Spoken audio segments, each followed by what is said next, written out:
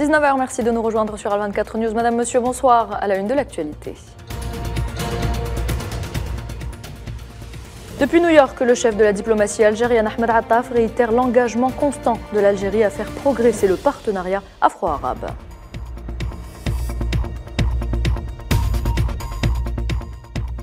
La lutte antiterroriste érigée en priorité de l'action africaine commune et l'Algérie réaffirme son engagement pour la lutte contre ce fléau.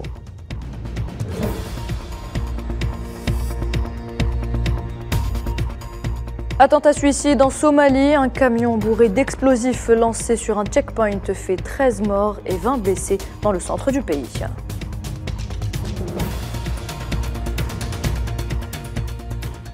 Et puis Volodymyr Zelensky s'adresse au Parlement canadien et salue la riposte ferme d'Ottawa à l'opération russe. Ottawa qui fait toujours bloc derrière l'Ukraine.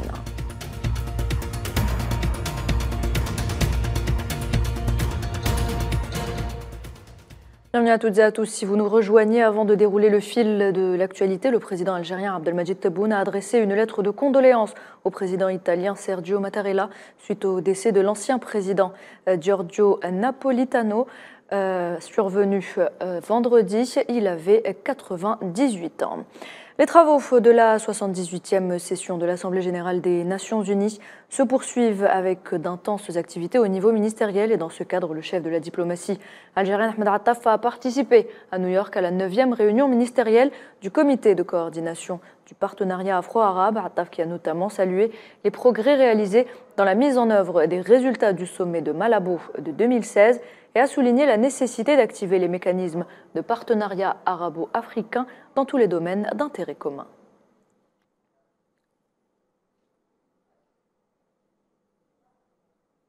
Et dans ce contexte, l'Algérie s'engage à déployer tous les efforts nécessaires pour relancer la coopération afro-arabe. Dans ce contexte, nos frères peuvent compter sur l'Algérie pour organiser cet important événement. Mon pays déploiera tous les efforts nécessaires pour renforcer cette coopération, l'Algérie faisant partie de ces pionniers. Nous ne ménagerons aucun effort pour faire progresser la coopération afro-arabe en l'élevant au niveau qu'elle mérite. Des niveaux capables de répondre aux aspirations de nos pays et dignes des aspirations de nos peuples. Des niveaux capables de s'adapter aux exigences de l'évolution rapide et des transformations qui caractérisent le système des relations internationales. Nous attendons également avec impatience les discussions sur le plan d'action qui constituera la feuille de route pour la période à venir et vous pouvez compter sur l'Algérie pour enrichir ce document de manière à renforcer le partenariat afro-arabe. Ahmed Attaf a également participé à une réunion ministérielle des représentants des 5 pays qui rejoindront le Conseil de sécurité des Nations Unies à partir du 1er janvier prochain. Il s'agit donc de l'Algérie, de la République de Corée, de la Slovénie, de la Sierra Leone et du Guyana, élus par l'Assemblée générale de l'ONU en juin dernier pour occuper des sièges non permanents au Conseil de sécurité pour la période 2024-2025. Les ministres des Affaires étrangères de ces 5 pays ont examiné des thèmes liés aux préparatifs à l'adhésion au Conseil de sécurité ainsi que les moyens de coordination et de coopération avec le reste des membres non permanents au Conseil.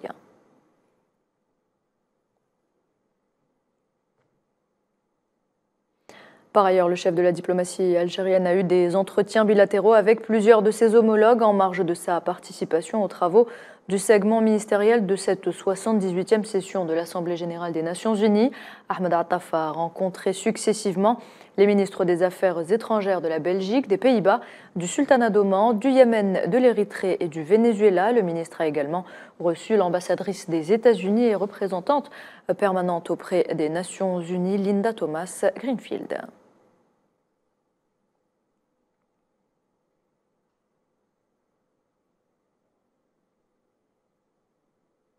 Ahmed Attaf qui a également participé à une réunion ministérielle de l'Union africaine consacrée aux menaces terroristes sur le continent et aux modalités de lutte contre ces dernières, alors qu'un sommet africain extraordinaire pour examiner cette problématique doit se tenir au Nigeria début de l'année prochaine. Le président algérien Abdelmadjid Tebboune a réaffirmé à la tribune des Nations Unies l'engagement de l'Algérie dans la lutte contre le fléau terroriste qu'il a érigé en priorité de l'action africaine commune. Sofiane Baroudi.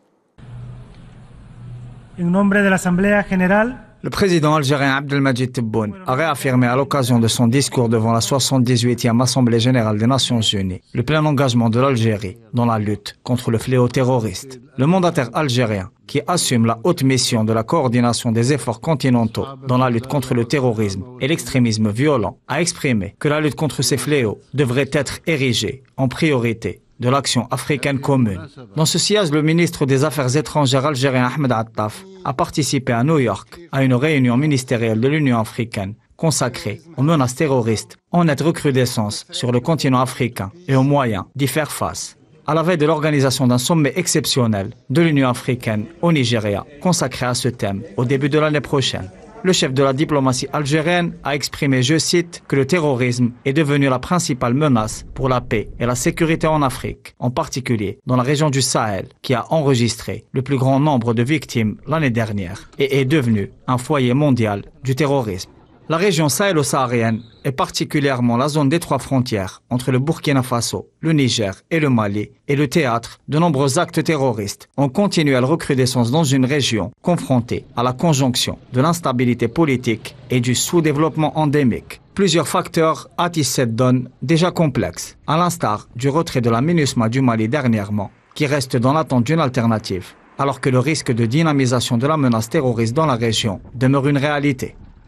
L'approche algérienne est centrée sur le dialogue politique et le refus du recours à la violence, mais se veut également opposer résolument aux changements non constitutionnels et aux schémas du tout sécuritaire qui ont prouvé leur inefficience face à ce que Ahmed Attaf a qualifié de véritable armée terroriste. À ce propos, l'initiative proposée par le président algérien Abdelmadjid Tebboune afin de résorber la crise en cours au Niger prévoit en plus d'une solution politique et pacifique négociée l'organisation d'une conférence internationale sur le développement au Sahel. Alger, qui aspire non seulement lutter contre les manifestations du phénomène terroriste, espère surtout résoudre ses causes profondes.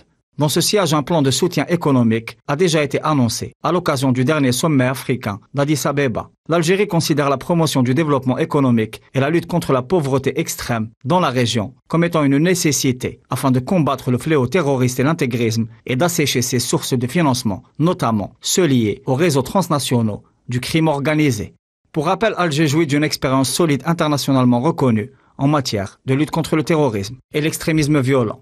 L'État algérien estime que face à cette menace grandissante pour la paix et la sécurité continentale, il y a un besoin clair pour un nouvel engagement et une action audacieuse. Le statu quo n'étant plus une option, ni une position confortable. C'est ce qu'a affirmé enfin le ministre algérien des Affaires étrangères. Dans son discours à la tribune de l'ONU, le président du Conseil souverain de transition du Soudan, Abdel Fattah al-Burhan, a alerté sur la menace de l'extension du conflit soudanais à la sous-région. Il s'est également dit favorable à un règlement négocié de la guerre qui ravage son pays.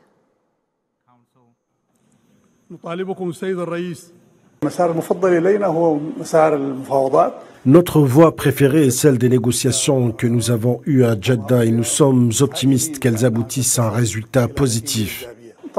Bien entendu, le but de ces visites était avant tout d'expliquer la situation aux amis du Soudan et à nos voisins. Il ne s'agissait pas de chercher un soutien militaire, il s'agissait seulement d'expliquer la situation afin de trouver des solutions.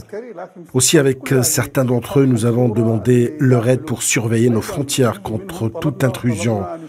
De nombreux combattants étrangers sont désormais présents parmi ces forces. Nous pensons qu'ils constitueront un danger pour la région et pour l'État soudanais.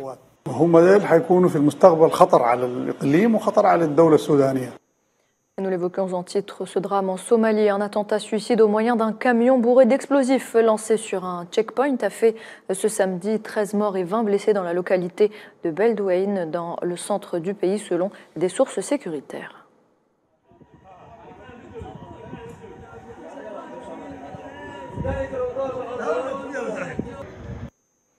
Toujours en Afrique, des hommes armés ont enlevé plus de 30 personnes, dont au moins 24 étudiantes, lors d'un assaut à proximité à l'intérieur d'une université située dans l'état de Zamfara, dans le nord-ouest du Nigeria. Il s'agit du premier enlèvement de masse d'étudiantes depuis l'arrivée au pouvoir de Bola Ahmed Tinubu.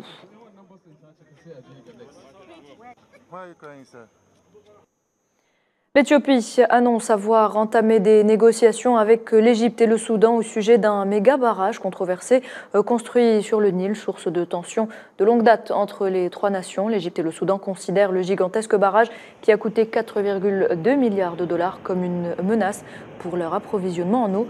Ils ont demandé à plusieurs reprises à Addis Abeba de cesser de le remplir jusqu'à ce qu'un accord soit conclu sur ses modalités de fonctionnement.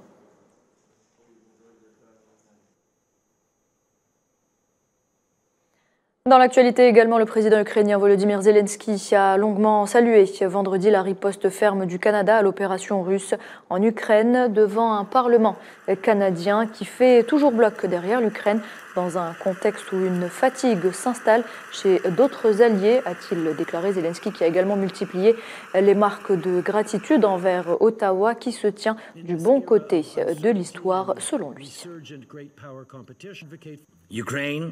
L'Ukraine et le Canada sont pareils. Nous sommes debout et nous luttons pour la vie. C'est l'Ukraine et non le génocide qui sortira victorieux de cette guerre.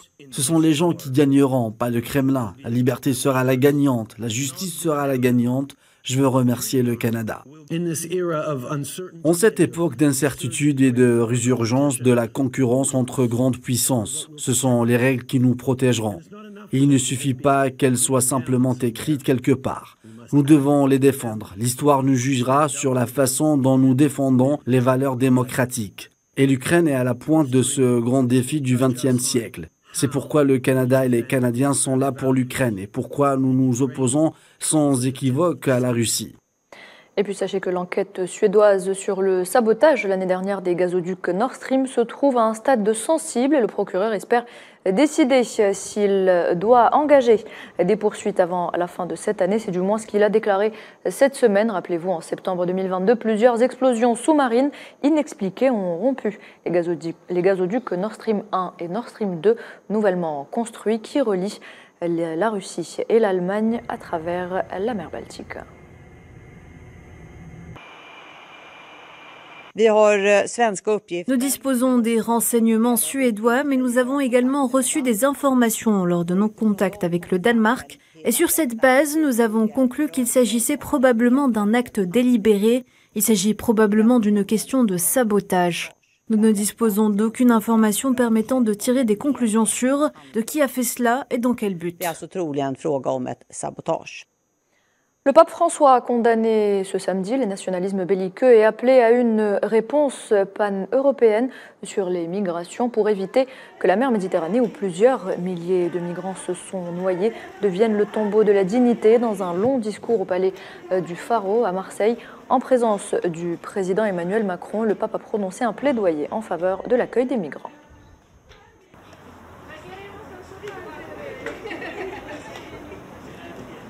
Il y a un cri de douleur qui résonne le plus et qui transforme la Mare Nostrum en Mare Mortum, de la Méditerranée du berceau de la civilisation au cimetière de la dignité. C'est le cri étouffé des migrants. L'histoire nous appelle à un sursaut de conscience pour éviter un naufrage de la civilisation. L'avenir ne sera pas celui d'une fermeture, qui serait un retour au passé et un renversement du chemin de l'histoire. Et on passe au sport avec une actualité assez rythmée entre le mondial de rugby et l'ouverture des Jeux asiatiques en Chine. Le football saoudien et la pole position de Max Verstappen au Grand Prix du Japon. Le round-up est signé Salah Faisal. Le monde du sport tourne à plein régime, un week-end riche et plein d'actualités. En France, l'événement est la Coupe du Monde du rugby. On joue la phase des poules. Le choc se jouera ce soir à 20h au Stade de France entre les champions en titre, l'Afrique du Sud et l'Irlande. L'enjeu est grand, la tête du groupe B. L'Irlande est sur une série de 15 victoires consécutives et a battu les Springboks 19-16 lors de la rencontre à Dublin en novembre. C'est le jour J en Chine. 80 000 spectateurs présents samedi au stade de la ville orientale Hangzhou pour assister à l'ouverture des Jeux asiatiques. Le président Xi Jinping a invité des hauts responsables, dont le président syrien Bachar el-Assad, et a ordonné officiellement l'ouverture de la 19e édition des Jeux asiatiques. Lors d'une cérémonie brillante, 6 villes chinoises accueilleront l'événement qui se tiendra jusqu'au 8 octobre.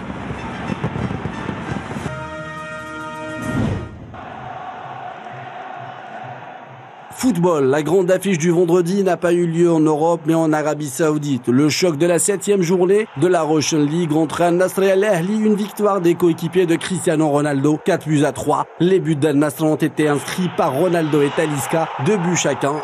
Et pour Al-Ahli, Franck Kessié, Riyad Mahrez et Fares El Briken.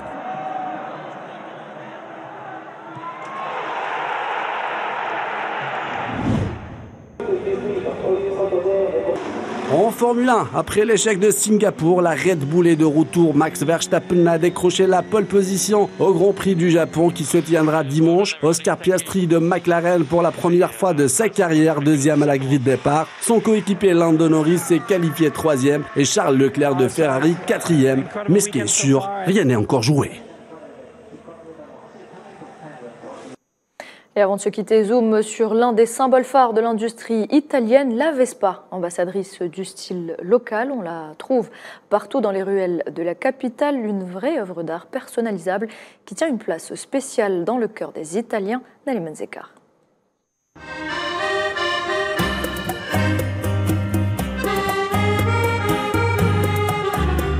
Au cœur de la capitale italienne, une ville où l'histoire résonne à chaque coin de rue et où l'art et la mode s'épousent parfaitement, un objet capte l'attention de millions de touristes qui visitent ce lieu éternel à Rome. La Vespa n'est pas seulement un moyen de transport, c'est un symbole de l'âme de la ville, attirant des curieux du monde entier pour découvrir son charme durable.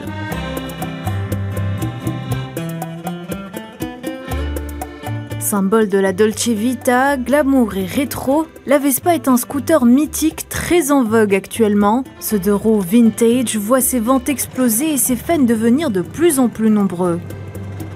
Venus du Texas, des touristes américains n'ont pas pu résister à l'attrait de la Vespa. Sur ces scooters élégants, ils se sentent comme des célébrités, tandis que les gens les saluent.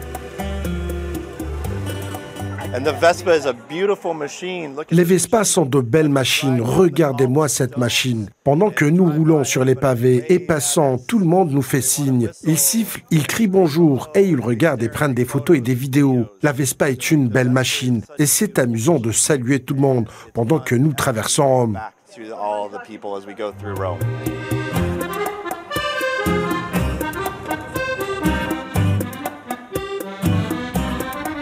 À bord de leurs 2 roues, les 2 Texans se sont fait une joie de découvrir les rues pavées, de se connecter avec les habitants et de s'émerger dans l'esprit italiano.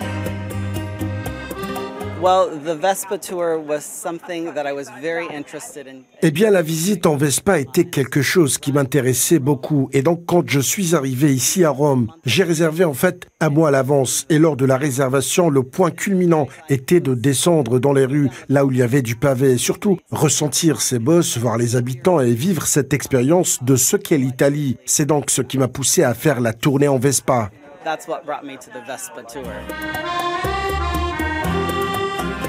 La guêpe italienne, clin d'œil au bruit que fait le moteur de la Vespa, est même devenue une sorte de rêve pour quelques-uns, des passionnés qui en sont tellement tombés amoureux qu'ils en ont fait leur travail. La Vespa a toujours été un rêve pour moi quand j'étais adolescent dans les années 70. Je n'avais pas les moyens d'acheter une Vespa. Aujourd'hui, je me retrouve enfin à faire le travail le plus merveilleux au monde sur cette machine. La Vespa est pour moi la meilleure façon de faire mon travail. Et ce bolide n'attire pas que les hommes. Giuseppina Serra en est la preuve vivante. Elle est la première femme du mois en Italie à avoir parcouru toute l'Espagne sur une Vespa vintage. Son scooter n'est pas n'importe quel scooter, c'est une œuvre d'art. C'est une icône parce qu'elle raconte le passé. Parce que quand je m'arrête pour parler avec quelqu'un ou quand je prends un café, je croise toujours le regard de quelqu'un qui dit « Mon grand-père avait une Vespa » ou « Mon père avait une Vespa ». La Vespa fait partie de chacun de nous. Le scooter a donné de la liberté à des millions d'Italiens, leur offrant un moyen de transport bon marché. La Vespa est également devenue une ambassadrice par excellence du style urbain italien. C'est la fin de cette édition. Merci de l'avoir suivi. L'actualité continue sur Al24 News. Très bonne soirée et à demain.